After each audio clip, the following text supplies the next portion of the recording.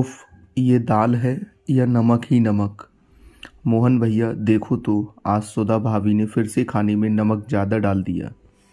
रानी ने शिकायती लहजे में अपने भाई मोहन से कहा। फैक्ट्री से घर लंच करने आए मोहन ने भी जैसे ही पहला कौर सब्जी के साथ लगाकर खाया तो वह भी गुस्से से बोला, सुधा ये क्या है? ध्यान कहाँ रहता है तुम्हारा? सब्जी में इतना ज़्यादा नमक?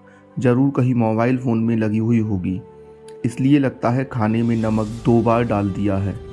मोहन की माताजी ने भी मुंह बनाकर कहा। रसोई घर में रोटियां सेक रही सुधा सब सुन रही थी तो उसे बुरा लगा।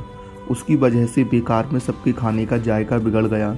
खैर वो तेजी से फ्रिज में से दही निकालकर जल्दी से प्याज टमाटर काटकर उसे छौंक कर ले आई, क्योंकि बिल्कुल पनीर भुजिया की तरह झटपट बनकर तैयार हो गया। और सबको परोसते हुए बोली, आज इसे खाइए, और दोबारा दौड़कर रसोई घर में रोटियां सेकने लगी। उसे अच्छे से स्मरण था, उसने सब्जी में सभी मसाले नमक तय मात्रा में ही डाले थे। फिर यह अचानक नमक का तेज होना, लेकिन ये केवल आज ही नहीं हुआ, बल्कि बीच बीच में कई बार उसकी बनाई सब्जी में कभी नमक तो कभी मिर्च तेज हो जाती है, और तो और कभी पानी। तभी उसे खाने की टेबल पर बैठे घर के सभी सदस्यों के चेहरे याद आ रहे थे। सबके चेहरे या तो उतरे हुए थे या नाराज थे, मगर केवल उसकी छोटी ननद रानी वो मुस्कुरा रही थी। कहीं इन सब शरारतों के पीछे वही तो नहीं है? पर बिना सबूत के वो कैसे मोहन या अपनी सासू माँ ससुर जी से कहे? और कोई भी भाई या माता पिता अपनी बहन बेटी की शरारत को कैसे मानेगा? सुधा ने सोचना शुरू किया कि क्यों न उसकी ननद उसके साथ ऐसा कर रही है। उसने तो वर्तमान में हमेशा इसने ही किया है, एक छोटी बहन एक बेटी की भांति। फिर कहीं उसकी शादी ना होना इसकी वजह तो नहीं? अपनी पढ़ाई के वक्त उसने एक बार पढ़ा था, जब कोई हताश होता है और अपना गुस्सा किसी पर निकाल नहीं पाता तो वह ऐसी शरारत करके दूसरे को डांट खिलाकर अपने आप को संतुष्ट करता है। कहीं रानी दीदी भी तो बार बार शादी के लिए नकारे जाने की हताशा इस प्रकार मुझ पर निकाल रही हो। 1-2 बार सुधा ने कोशिश की कि रानी से इधर उधर की बातें करके पूछने की कोशिश करे, लेकिन रानी साफ तौर पर नकार गई। सुधा समझ चुकी थी कि कोई अपनी गलती कभी भी स्वयं स्वीकार नहीं करता, तो यहाँ रानी कैसे मानेगी।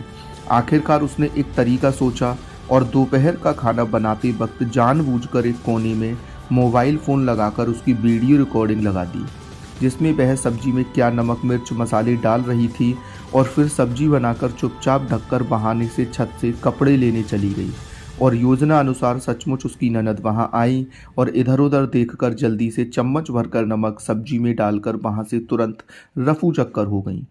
कुछ देर बाद मोहन फैक्ट्री से लौटकर लंच करने आया तो सुधा ने सबको दूसरी सब्जी परोसी।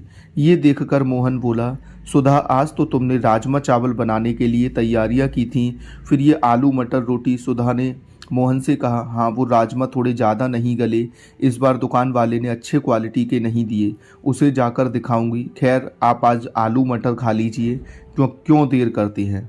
आज रानी दीदी को अपनी फ्रेंड के साथ बाहर जाना है ना दीदी? हाँ भाभी, कहकर रानी ने भी चुपचाप खाना खा लिया। रानी के बाहर चले जाने के बाद सुधा ने मोहन और अपने सास ससुर सबको कमरे में बुलाया और कहा, ये देखिए, आप सभी को लगता था कि मैं भुलक्कड़ हो गई हूँ, मोबाइल फ़ोन पर लगी रहती हूँ, इसलिए कभी नमक तो कभी मिर्च और कभी पानी सब्जी में ज़्यादा हो जाता है।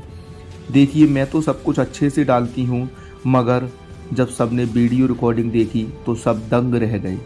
तो मोहन ने कहा, तुम्हें ये सब रानी के सामने बताना चाहिए था, ताकि उसे सबके सामने। वहीं तो मैं नहीं चाहती मोहन जी। देखिए ईश्वर की दया से आज नहीं तो कल रानी दीदी की शादी हो ही जाएगी, लेकिन वहाँ भी अगर उन्होंने अपने ससुराल में इसी तरह की शरारतें और दूसरों को नीचा दिखाने की आदतें जारी रखी तो उनका वहाँ सबसे निभाना मुश्किल हो जाएगा। ऐसे में नतीजा घर परिवार का टूटना होता है। मैंने अपने तरीक़ों से उन्हें समझाने की कोशिश की, मगर वो बिना सबूत के आपको बताती तो आप भी नहीं मानते, इसलिए मैंने ये योजना बनाई और वीडियो रिकॉर्डिंग मोबाइल पर लगाकर स्वयं रसोई घर से दूर छत पर चली गई। मगर बेटा तुमने ये वीडियो रिकॉर्डिंग हमें ही क्यों दिखाई? रानी के सामने दिखाई होती तो? बाबूजी, माँ, मैं नहीं चाहती कि हमारे घर परिवार में नफ़रत और बढ़े, बल्कि हम सभी प्यार बढ़े, इसलिए ये वीडियो आप ही रानी दीदी को दिखाकर उन्हें समझाएं। जब बच्चे नादानियाँ करते हैं तो बड़े उन्हें सही तरीके से अपने अनुभवों द्वारा संवारते हैं। यूं तो रानी मेरी ननद है, मगर मेरी छोटी बहन मेरी बेटी की तरह है। कोई भी माँ अपने बच्चों को नीचा नहीं दिखाती, बल्कि उसे इस तरीके से समझाया करती है कि उसकी ज़िंदगी हमेशा खुशियों से भरी रहे। माँ बाबूजी, आप सभी उन्हें प्यार से समझाएंगे तो वह जल्दी और अच्छी तरह समझ जाएंगी। अचानक मोहन के माता पिता ने आगे बढ़कर सुधा को सीने से लगा लिया और कहा, बेटा, तुम्हारी जैसी समझदार बहू हर घर परिवार में ईश्वर सभी को दे, जो अपने परिवार को बखूबी निभाना जानती है, जो घर तोड़ने में नहीं बल्कि घरों को जोड़ने में लगी रहती है। ईश्वर तुम्हें सभी खुशियों से भरा रखे, कहकर दोनों ने सुधा के सिर पर स्नेहिल हाथ रख दिया। वहीं दूसरी ओर मोहन और सुधा दोनों भीगी हुई पलकों को साफ करते हुए मुस्कुरा रहे थे। धन्यवाद दोस्तों, ये कहानी पूरी सुनने के लिए। अगर हमारी कहानी पसंद आई हो तो हमारे चैनल को लाइक करिए, सब्सक्राइब करिए और ज़्यादा से ज़्यादा शेयर करिए। धन्यवाद।